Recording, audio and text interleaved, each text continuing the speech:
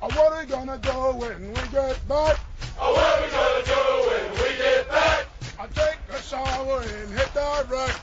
Take a shower and hit the rack. Welcome to Charlie Mike.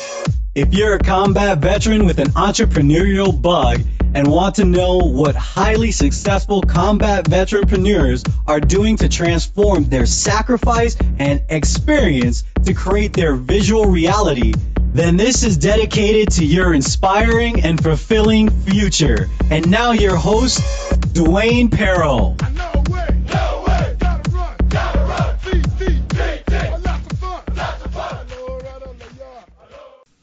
Invest in Yourself ebook is my free gift to you for listening to the show and becoming part of the CO Nation.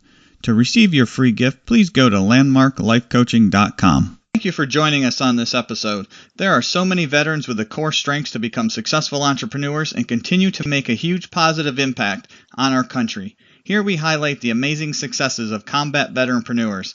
Combat veterans for the purpose of this show are soldiers, sailors, Marines, and airmen who have served the United States in wars, campaigns, and in theater on foreign soil or hostile waters. Our guest today is Craig Grossi. Craig was raised in the Virginia suburbs of Washington, D.C. He is an 8-year Marine Corps veteran, recipient of the Purple Heart, and Georgetown University graduate.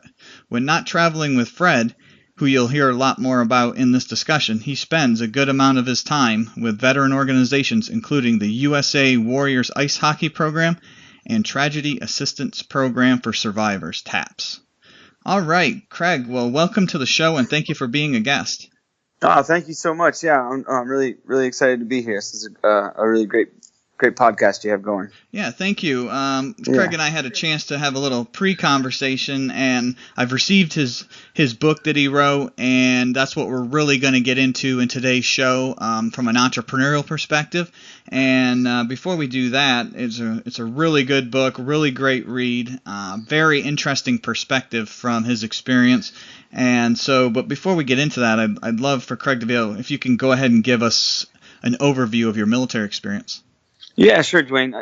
So I joined in 2003 into the Marine Corps, and I joined up to go into the military police because I was kind of always interested in a career in law enforcement. And I thought it'd be a good way to kind of serve my country and get a little experience. And I quickly learned that that really wasn't what I was after. I spent my first 4 years in the corrections field, which I really didn't have a lot of interest in, and so the job itself that I did in the Marine Corps was kind of I'm not going to say a letdown, but it was just kind of I felt like I hadn't really been challenged in the way that the ways that I felt like that I should be, and so I figured out an important thing after those first 4 years though, and that was that I loved being a Marine. I just really wanted to find a different role within the Corps. So I actually ended up getting out and spending about 9 months kind of floating around back home from job to job until I spoke with a prior service recruiter who turned me on to the field of human intelligence.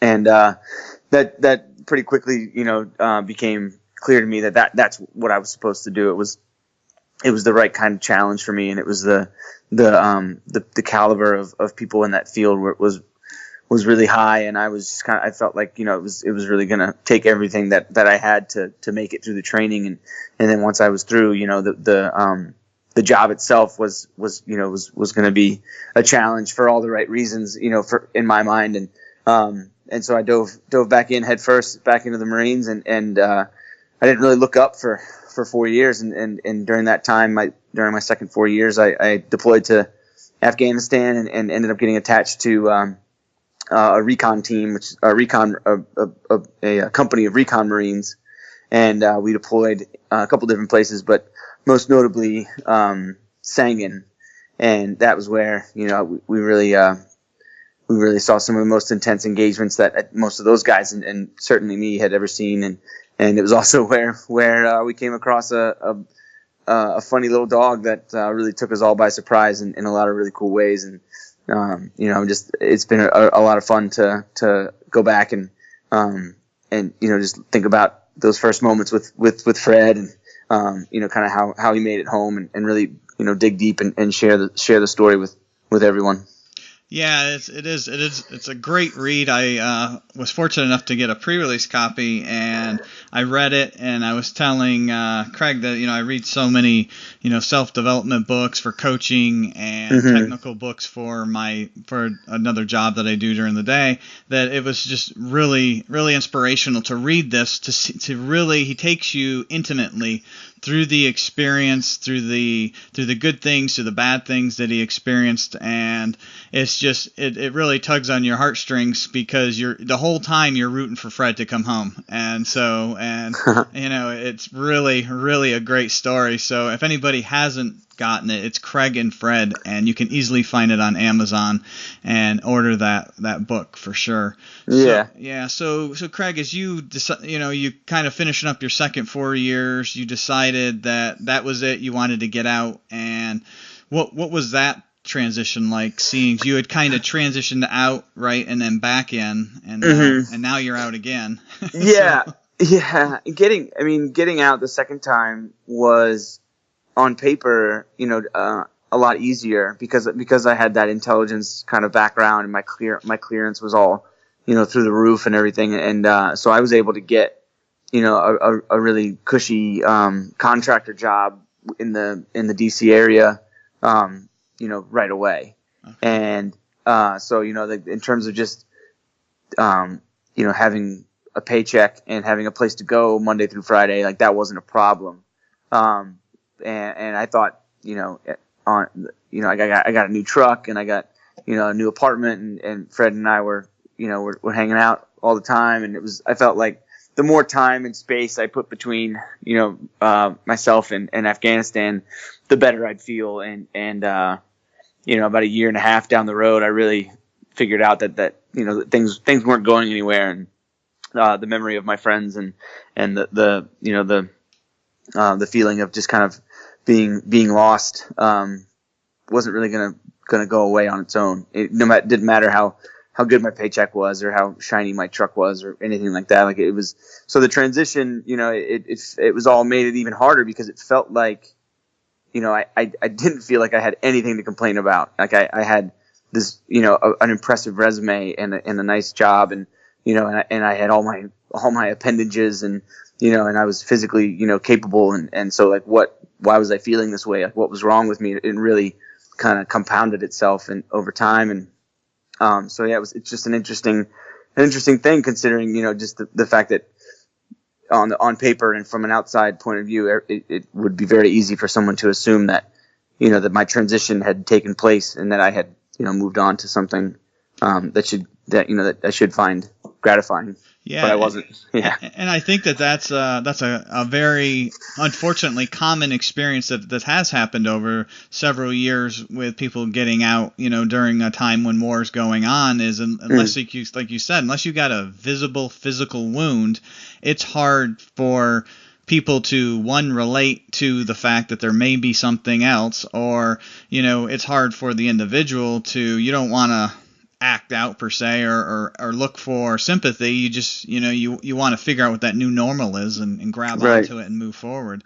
Yeah. And so you feel like you're lost. You feel like nobody really understands, and that's true to some extent, because the veterans are a very small part of the population, and it just always amazes me when I hear somebody say, well, I never knew anybody that was in the military or that's a veteran.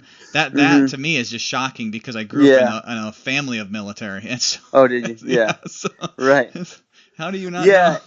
I know. And for me, growing up in the DC area, I mean, we weren't a military family, but I mean, my neighborhood might as well have been the barracks for the Pentagon. Like, all my neighbors were retired officers or had served in some point. My dad served in the Air Force, so it was always kind of a presence. But even coming back home to that, and being having military around me, it wasn't the same, because it wasn't like anybody really knew me. And I always, for me, like working in the intelligence world, in the civilian side, there were people in the cubicles next to me that had combat experience, but I always kind of just assumed that whatever they had gone through and whatever they had seen was far exceeded anything that I almost just used it, as another excuse to kind of beat myself up. Like, what's wrong with you? Like, this guy next to you was a sniper and he deployed 4 times and he seems fine, and like, you only deployed once. Like, get over it. Never even really bothering to think about, maybe he's not okay, maybe talking to him. And eventually I kind of broke that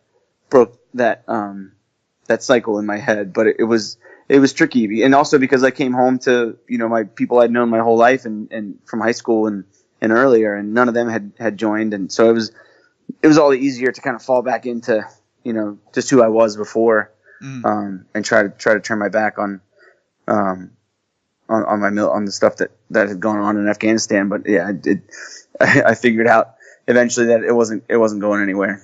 Yeah. So what were a couple things that that really worked for you to kind of make that turn, right, to come kind of face to face with it and say, what, I gotta figure out how to manage this, for lack of a better word.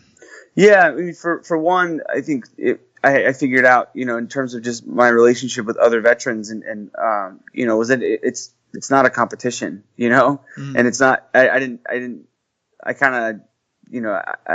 need to hold on to the idea that, somebody that deployed more than me, had done more than me, or that anything that they had done was more significant than what I had done. And everybody has their own experiences and it's just, I guess, almost just kind of being more secure in my service and my experiences, and not really feeling like I needed to prove anything.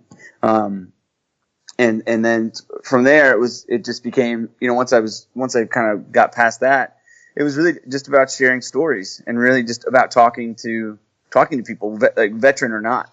And that's where Fred really, it's one of the biggest ways that he's saved me. Like I say a lot in the book, and like anybody that, you're a dog owner, your dogs, they've impacted your life and they've saved you, in many ways. And, that's one of the biggest ways that Fred has saved me, is just because he's a goofy looking, handsome, dog. He's listening, so I have to say that, but, no, and everywhere we went, he attracted attention, and people wanted to know, what kind of dog he was or where I got him. And little by little, I would start to open up and tell people, I got him in Afghanistan, and I got him on a battlefield. And next thing I knew, I'm at the dog park in DC talking to total strangers about, not just about Fred, but about my friends that I lost, and about the villagers that we worked with every day, and about, just all the details and stuff that I hadn't told my family, but it was all kind of through Fred and through our story and his story and how I got him out, that really opened that door and really connected me, I think, with my love of storytelling. I think that's something that I've always loved to do. But I had to kind of reconnect with it, and Fred was a big part of that. Yeah, that's a great transition into what you're doing now. I've heard this from doing my show. I've heard this from other veterans as well, that, there was that one thing that kind of woke them up and said, wow, this is a real skill. This is a real talent I have. And, this is how I can help others. This is how I can make things better for myself. And, so you had one of those aha moments as well, from what it sounds like. And so did you kind of step back and say, I'm just gonna how did you, rather ask a question, how did you launch into starting your book? Yeah. So, I mean, the first step was understanding that, like, our story was interesting, and our story, I liked to tell it, first of all, and that took a while, for me to really embrace that. And then, a big part of it was actually leaving my job with the government and going and throwing myself back into school, just full time. And I saw my very first semester, I took a pretty intensive writing course. And I realized, even in that environment, even in an academic setting, when writing can feel, like just a really painful process, I liked it. Once I got past all the commas and all that stuff, I still enjoyed.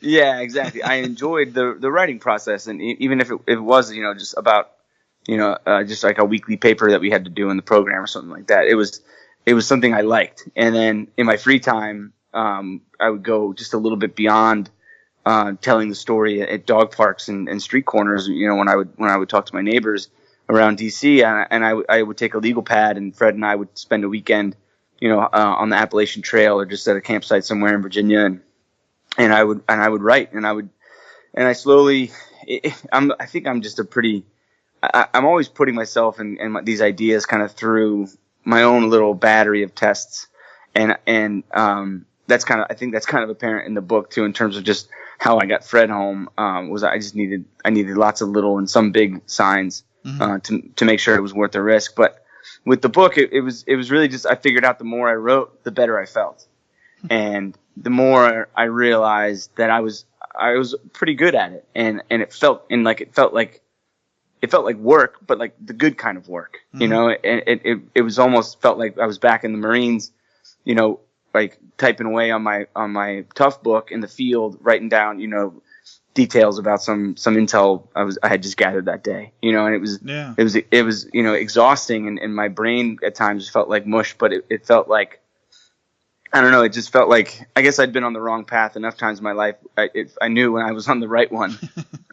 And so it just, little by little, I kind of started to wrap my head around the idea of writing a book. And then a big part of kind of the final test was the road trip that I went on in the summer of 2015 with Fred and my friend Josh, who's another veteran and a right leg amputee. And that's a big part of our book of Craig and Fred. Is, as you know, it weaves. One chapter takes place in the States, kind of on that road trip with Fred and Josh, and then the next chapter is in Afghanistan. And kind of throughout that summer, I really, for everywhere from a campsite in Tennessee to, a gas station in Seattle, I told Fred's story, and people from all across the country and from all types of different backgrounds and age groups really loved it. And after that summer, I knew, like, this is what I have to do. And then it was just a matter of getting it done. But, and that's enough. I could probably write another book about that journey. But, it's been, if you can't tell, it wasn't like a light switch. It was probably like a switchboard, and I needed to, I really needed to flip them one at a time and see, how it felt before I, in my mind, could really decide that this is what I wanted to throw all my energy behind. Yeah, that's a great analogy, though, because as entrepreneurs, a lot of people are afraid to jump in full time. They'll dabble in it, or they'll have a million great ideas, but they don't execute any of them. And until they actually, start testing the waters, doing your own R&D per se, and saying, okay, is this going to work? And if my gut says, okay, I can, if you can be your own worst critic, then your gut to say, yeah, I think this will work, or, I can shoot too many holes in this. So if I can, then I'm sure somebody else is gonna do that as well. Right. And so as an entrepreneur, that's great. And that's really,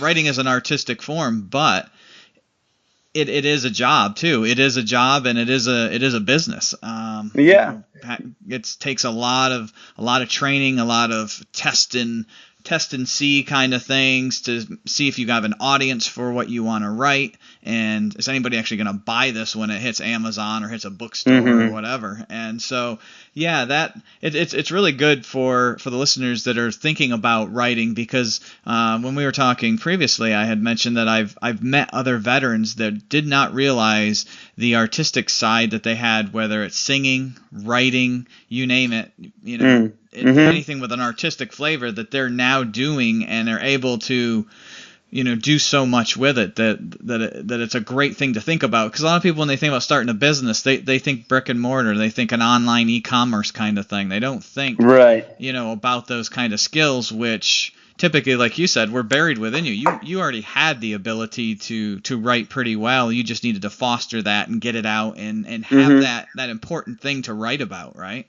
Yeah, that's right. And it is, I mean, creativity is important in any field. And I think that in a lot of ways it's kind of subdued in us when we serve for any length of time in the military. And so, I think it's an important part of anybody's transition to really identify, just where you can be creative and how, and then also, the sales. I mean, for me, number one, it was about selling the story to myself, and really convincing myself that it was, that it was what I wanted to do and that it was different than other books and other stories that had been told already. And then that, I mean, I guess that's kind of the easy part, because then you got to convince publishers, right. And then from there you got to convince readers, and it's just so it is a lot of kind of sales kind of stuff to it, which I don't know. It kind of takes some of the, I don't know. I guess I never really thought about it that way, because to me it should always kind of feel good. Especially with writing. You shouldn't be too wrapped up in trying to sell it. Mm-hmm. It should sell itself, but it is in the equation. It's not like, but it's not so, black and white. It's not like you're just trying to sell a box of paper or something like that. Yeah, it's the typical, when you get into any type of business, it's actually a good point, because it's something that a lot of entrepreneurs overlook. Who knows you for what you're now trying to do, right? Mm-hmm. They don't know. Yeah. They don't know Craig for being an author.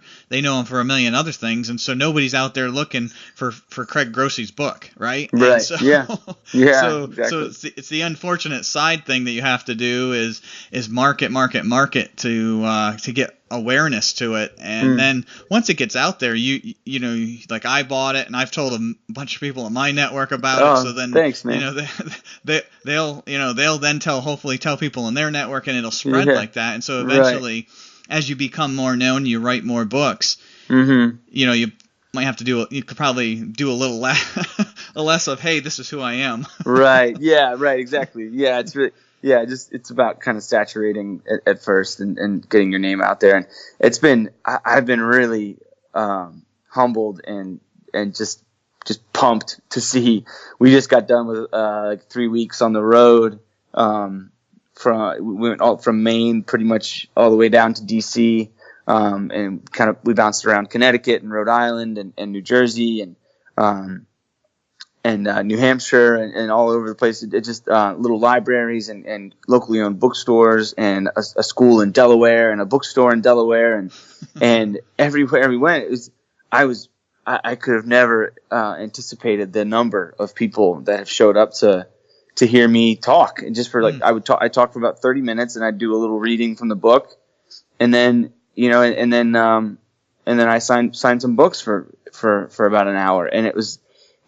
And I can see what's really cool is it's almost like a bigger version of the road trip was, when I look around the room at some of these bookstores and libraries, it's people from, the young family with like two small kids to like the elderly, and it's everywhere in between. And it's like, man, like this is incredible. And it just, it really just motivates me more to continue to travel and continue to take our, take our book tour, to the next level, and hopefully push, to the out west and into Colorado and California and just, the rest of the country and see, how big we can make it. And then it makes me want to, just highlight a lot of these communities and a lot of these businesses that are just a big part of their community. And it's such a cool thing to see, the people using these public spaces and these local bookstores, to gather and hear stories and share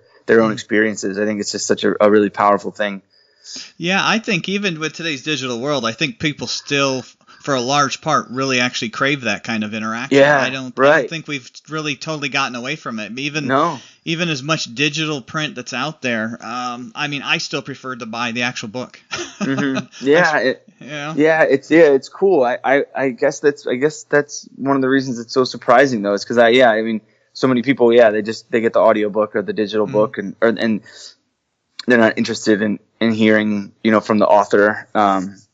But yeah, that's a good point. It's been a lot. It's been a lot of fun, and it's almost like another thing that I love is public speaking, and really, just having fun in a room with a bunch of people, and that's been another thing that the book tour kind of really reminded me of, is that I have a decent ability to hold a room, and that's a lot of fun for me. So I want to keep that going too. Yeah, I was gonna say that's a great compliment to the writing, right? Because you can go out and do a speaking engagements as well, and get more and more exposure to the book through that. And it's interesting. Do you take Fred with you to these, or? Yeah, most of the time when the venue kind of allows, in terms of space and stuff like that. I'm a little cautious about. I don't want him to ever feel uncomfortable or because it takes it out of him. He really, because he's so interested in everyone, right. And after about an hour, he's exhausted. Yeah. He just lays down on the ground, usually under my chair, and so I try not to, to push him too much. I want him to. He's still. He's still my dog. He's not a, yeah. No, that's interesting because, I could just kind of picture you show up to an event and they're like, well, where's Fred? Right. And they're all like, okay, well, I'm out of here. No. Yeah, no, seriously. I mean, that is a concern. Yeah. People are definitely more excited to see Fred, than me. Yeah, absolutely. That's funny. Yeah. That's the way it goes. I was going to say, human nature. It's like. Right. Oh man. Yeah, no, I don't, I don't pretend that that's not the case. Yeah, people. Yeah, Fred is much more interesting than anything I got to say. Yeah, people, I should probably. I mean, I should just put a mic around his neck and just let him run around and see what happens. Yeah. That's funny. Yeah. All right. Well, this has been a really interesting and awesome conversation. As we're coming to a close here, I wanted to give you a chance to let the listeners know if they want to. Actually buy the book or learn more about the book or be able to get in contact with you to be able to give that information. Yeah, that'd be great. So I mean, we're easy to find. If you want to order the book, you can do that just at any of your online retailers. And I know that the Target is only carrying the Young Reader, from what I understand, in terms of retail stores. They only have the Young Reader edition, which is really cool that we were able to have two editions. And just real quick, the biggest difference between the two is the Young Reader is chronological. It doesn't weave back and forth between the States and Afghanistan, and just some of the language is softer, but the message is still there and the story is still there, and it's really exciting to be able to reach two audiences. And then a great place to start if you just want to keep in touch with us and figure out where we're going to be next and where you can get the book is just our website, which is fredtheafghan.com. And if you want to find us on social media, it's Fred the Afghan on Instagram and Facebook and Twitter.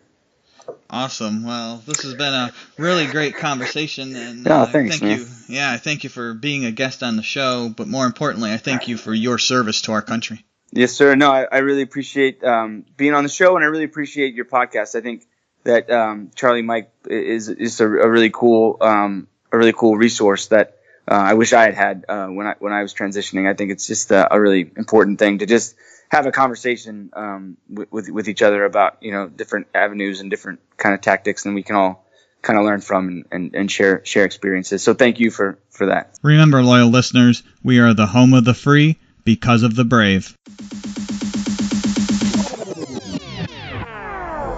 Thank you for tuning in to Charlie Mike Podcast with Dwayne Paro. Our objective is to bring successful veteranpreneurs to help inspire and provide insight into what helped them become successful, with the hopes you can take away various strategies you can implement in your entrepreneurial journey. Visit us on iTunes, leave us a rating and review, and let us know what you thought of the show. Thank you for tuning in, and we'll see you next time. Hoorah!